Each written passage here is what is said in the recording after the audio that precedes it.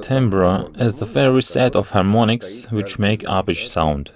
When we hear some note, for example an A, the fifth open string, so we hear not only its frequency of 110 Hz, but we hear a large set of frequencies that are multiples of this 110, for example 220.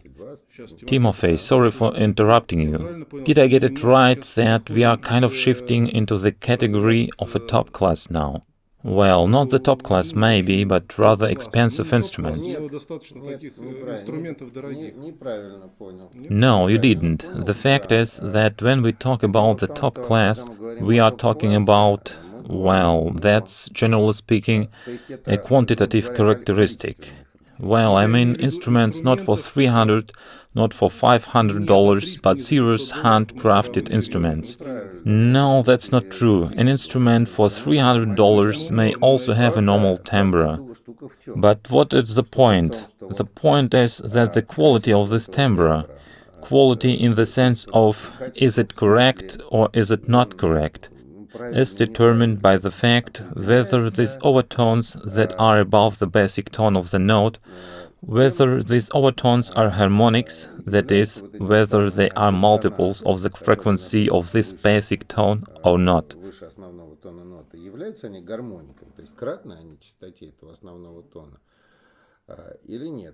This is one point.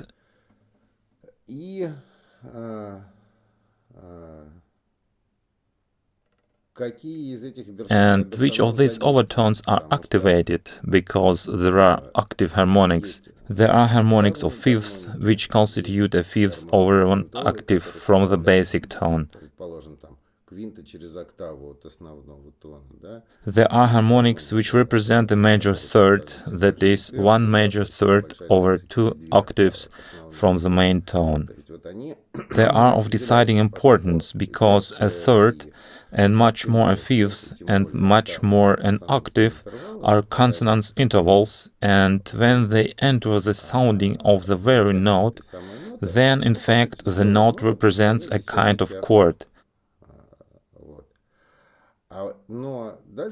And further, it occurs that the higher the number of the harmonic, that is, the more distant it is from the main tone, the more narrow becomes the interval between neighboring harmonics. And at some moment, this interval comes down to a second.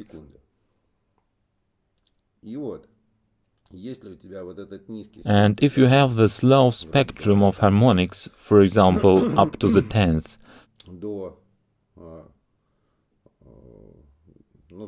that is, we have the 5th tertian harmonic and the 10th tertian harmonic, well, and also the 12th harmonic of the 5th.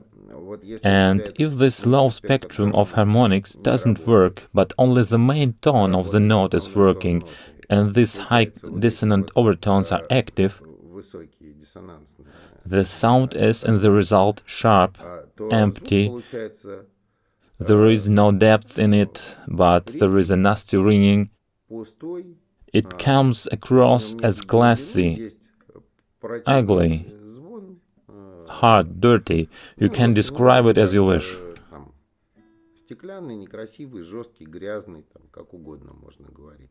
Is that dictated by the guitar design? Well, that's another question, of course. We'll answer it later. But in general, it depends on the design of the instrument, doesn't it? It does, of course. Of course, it depends on it. Well, even if only a few harmonics closest to the main tone, well, those consonant harmonics are active, and if they have a sufficient amplitude, then you will have a correct timbre. It won't be disgusting, it won't be harsh, it will have some character. Simple maybe, but not disgusting.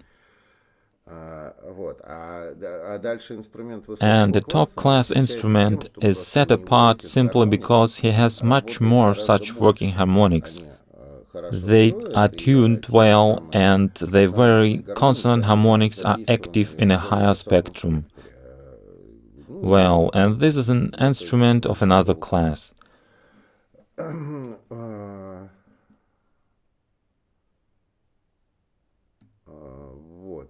Furthermore, there is timbre mobility, that is, to what extent the instrument responds to some changes in sound extraction. For example, vibrato, right? Timbre changes. Not necessarily a vibrato. You can just simply carry your hand from the stand to the fretboard, let's say. You can carry your hand, but the point is that when you play something agile, you don't have time to carry your hand. You have to manage to hit the strings in time. So you don't really have much time at your disposal, but you can adjust the sound color through the attack angle, yes.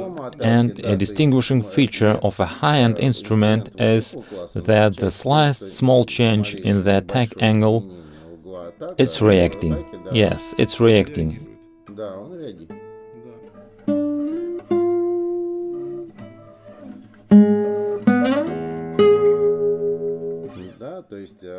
And you can play like this. And it's like two completely different sounds. But it's also a matter of playing techniques. Well, yes, but you can possess a wonderful technique, but if the instrument... No, it's the understanding of what you want. Well, yes, but it could be that you have a technique, but the instrument doesn't change its sound in any way. Yeah, well, there is also a brief comment about everyone's favorite sustain. Oh yeah, I just wanted to ask. You should understand that sustain is a big trouble for a guitar. I think it's just a killer for a performer. Yes, if the music is slow, so it's okay, somehow it can be handled. Because guitar is an instrument with free fading. Unlike piano, there are no dampers, no pedals, etc. There is a direct contact with the string. Yes, a direct contact with the strings. How you have pulled it, so does it sound. Therefore, if an instrument has a very large sustain, and as a consequence it switches poorly from one note to another, because it also requires some effort, the music turns into a mess and it's very difficult to play. Very difficult.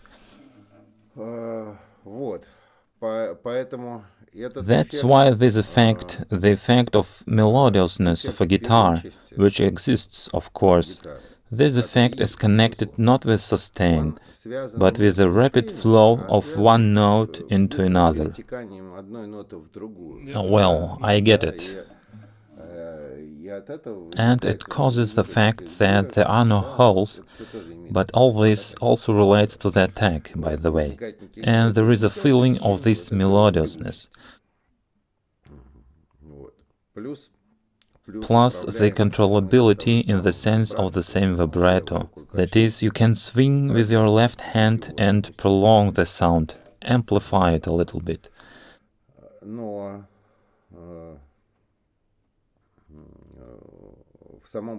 But in the very sustain of a single-played note and some other single-played note, there is nothing good in it.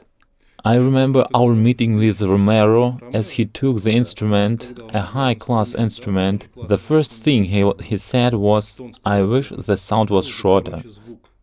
Yes, that's right, that's right. And in the environment of a whole, especially of a good one, it provides a finished sounding by harmonics. So you shouldn't strive for any sustain.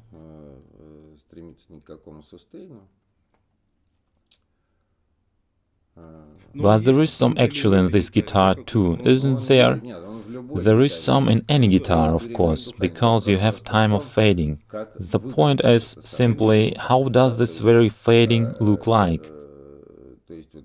If you, for example, press a key on the keyboard of a synthesizer, a note will start sounding. You are holding the key, and this note keeps on sounding. This effect has to be avoided. Playing is awfully uncomfortable. That is, the guitar should have a fast attack, and then a fall, and a rapid fall in amplitude, and a finish sounding already with essentially smaller amplitude, mostly by harmonics instead of the basic tone. And then such a guitar is comfortable to play, because otherwise you will experience tension, you will have to control plucking all the time, muffle and damp something. Well, it just doesn't feel good when you are playing a technique, for example, or a legend or a tremolo. You always feel, because the tempo is fast, actually, despite all the simplicity of all these playing techniques, that there are a lot of sounding notes there. I mean merely the technique. And when it all blows up to such an extent, it's absolutely impossible to control. Very, very difficult at least. Exactly right, yes.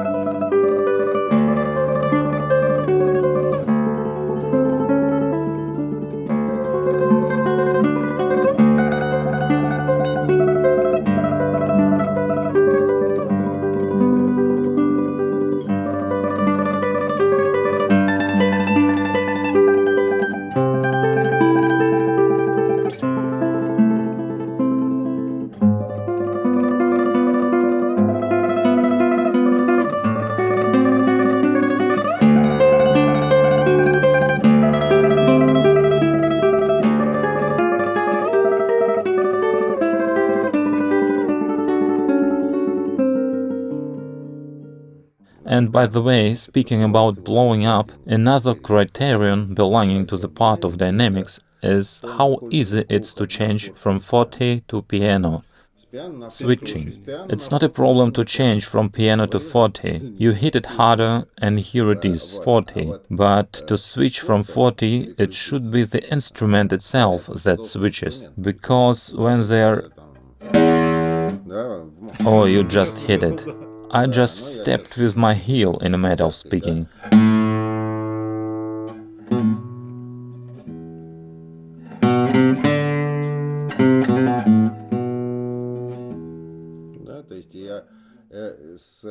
I'm going from forte to piano.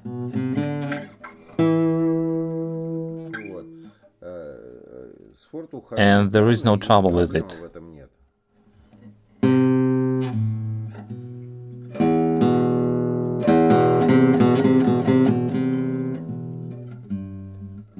Well, I think we answered this question in sufficient detail. You answered it. Yes, I guess so. I think we will finish with this question for today.